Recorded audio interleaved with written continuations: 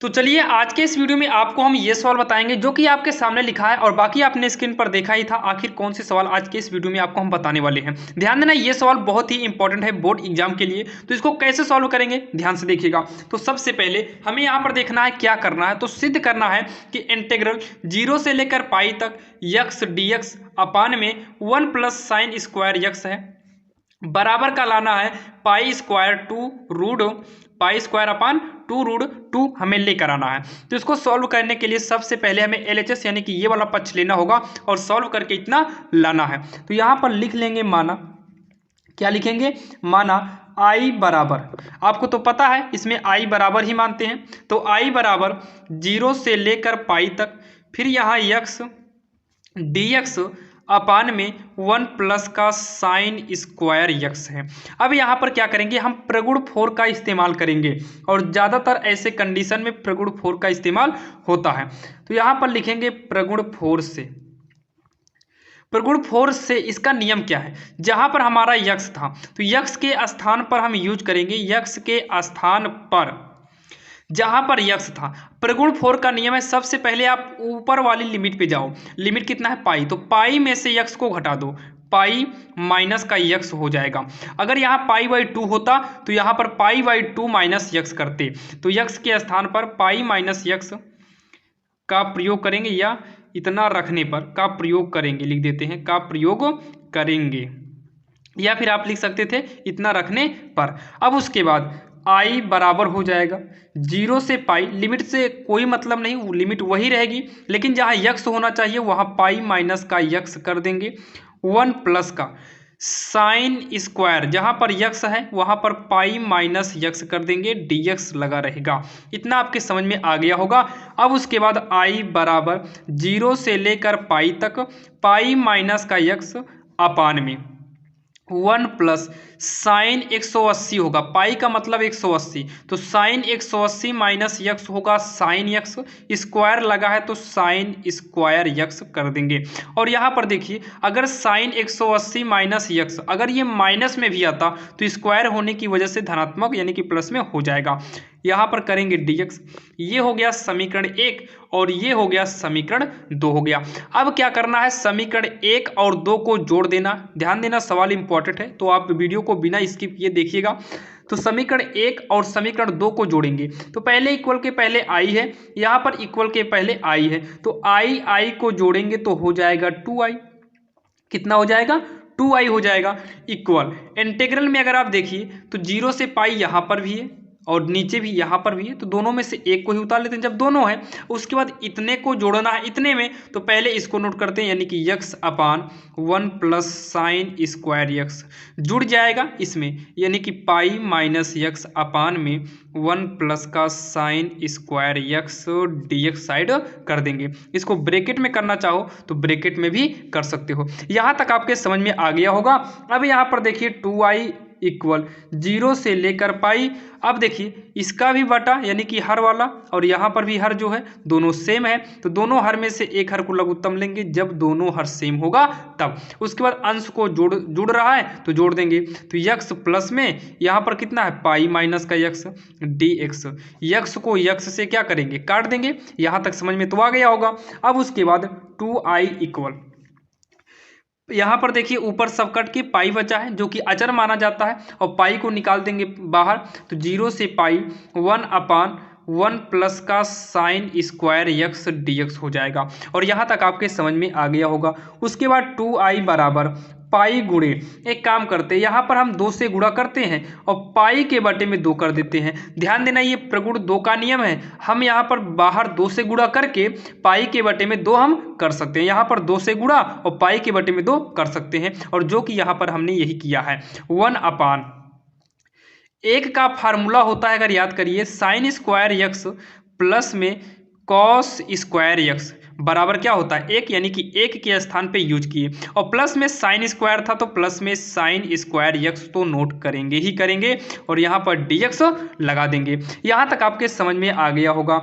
अब यहाँ 2 को 2 से काट दो क्योंकि इंटीग्रल के बाहर है, तो i बराबर हो गया 0 से लेकर π/2 है 1 अपान साइन ये भी है, साइन ये भी है, स्क्वायर यहाँ पर भी है, स्क्वायर यहाँ पर भी है, तो जुड़ जाएगा 2 साइन स्क्वायर यक्स होगा प्लस में कॉस स्क्वायर यक्स होगा और यहाँ पर dx हो जाएगा। अब क्या करना है, i से तो मतलब है नहीं, 0 से लेकर π/2 है। अब क्या करिए, दोनों में से कॉस को कॉमन ले लो, तो 1 अपान हम करते हैं कॉस को कॉमन लेंगे, कॉस स्क्वायर यक्स को।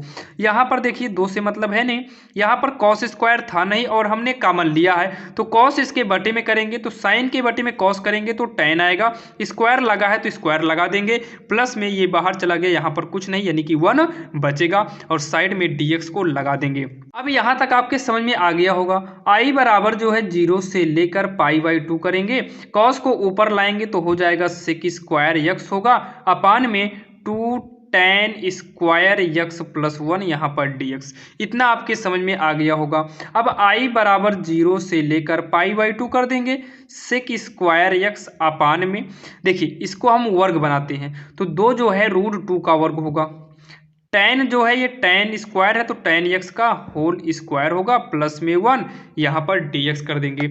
अब यहीं पर इसको साइड में, अब इसको क्या करेंगे साइड में हम इसको t मान लेते हैं, तो यहाँ पर देखिए तो t बराबर हम मान लेंगे √2 tan x, इसको हम t मानते हैं अंदर वाला, तो हो जाएगा देखिए i बराबर इंटीग्रल था 0 से लेकर पाई तक, लेकिन जब t मानेंगे तो जब भी t माने हैं तो यहाँ पर हमें जो है ये लिमिट रखना होगा 0, तो जब t माने हैं तो यक्स के स्थान पे कितना यूज करेंगे 0, ये आप देख सकते हैं, तो यहाँ 0 करेंगे तो ये पूरा 0 आएगा यानी कि t आपका 0 हो गया। लेकिन जब π/2 का इस्तेमाल करेंगे यहाँ पर, जब यहाँ पर हम π/2 का इस्तेमाल करेंगे तो जो हमारी वैल्यू आने वाली है ये हमारी इन्फिनाइट यानी कि अनंत आएगी। कितनी आएगी अनंत।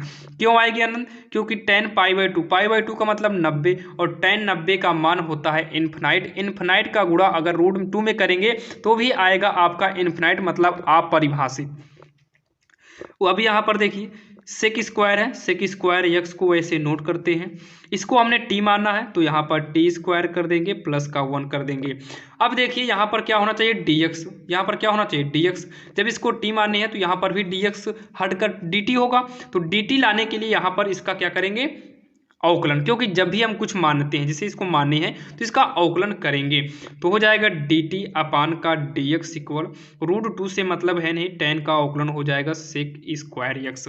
अब यहाँ पर देखिए अगर हम यहाँ से dx की वैल्यू निकालें तो dx को यहाँ पर भेजेंगे और इसको यहाँ पर भेजेंगे, तो dx यहाँ पर आएगा और dt के बटे में चला जाएगा, dt के बटे में चला आएगा √2 sec square x, sec square x, sec square x, sec square x से कट जाएगा, तो i बराबर, और यहाँ पर कुछ बचा नहीं, रूट बचा है, रूट को बाहर निकाल दो और इंटीग्रल लगाइए 0 से लेकर इन्फिनाइट तक 1/1 प्लस टी स्क्वायर, आगे पीछे कर दिए कोई दिक्कत नहीं है, dt i बराबर हो जाएगा 1/√2 और इसका जब हम समाकलन करेंगे तो tan इनवर्स t हो जाएगा जो कि लिमिट है 0 से लेकर इन्फिनाइट, और i बराबर का 1/√2 होगा, और यहाँ पर जब लिमिट यूज करेंगे तो अनंत की जब लिमिट यूज करेंगे तो हो जाएगा tan इनवर्स, यहाँ पर क्या करेंगे अनंत यूज करेंगे, यहाँ पर क्या यूज करेंगे अनंत, ये अनंत है ध्यान देना, उल्ट जो है लेटा हुआ है 8 कर दो अनंत हो जाता है,